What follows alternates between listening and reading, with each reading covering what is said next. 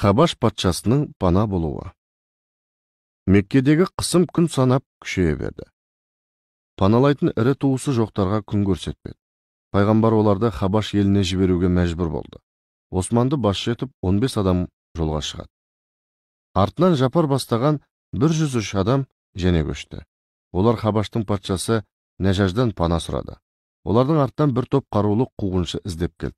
Олар Хабаш патшасына көп тарту таралғы беріп, мұсылмандарды Меккеге қайтаруды сұрайды. Хабаштың патшасы мұсылмандардан: "Не үшін қаштыңдар?" деп сұрады. "Біз Мұхамбет атты жаңа пайғамбардың үмбетіміз. Біз адам өлтіріп келген қашқын емеспіз. Мойнымызда қарыз да жоқ, борыш та жоқ. Бір Алланы ұлықтағанымыз үшін күн көрсетпеді. Мұхамбет сені дос көріп, бізге сенен пана сұрай жіберді."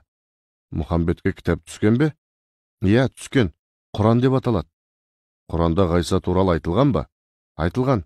Біз Ғайсаны да, оның анасы Мәриямды да жақсы білеміз" деп Жапар Мәриям сүресін оқи жөнелді. Құранның құдіретті әуезі патшаның 62 тамырын иітті. Ол тебіреніп, Інжілде Ғайса өзінен соң әлемдерді жұбатушы ұлық пайғамбардың келетінін айтқан. Егер менің жүрегім алдамаса, Мұхамбет сол жұбатушының нақ өзі. Біз оның рухани бауырымыз. Мен бауырымды діні бөлек бөтенге тұтқын етіп бере алмаймын, деді. Қуғыншылар бос қайтты.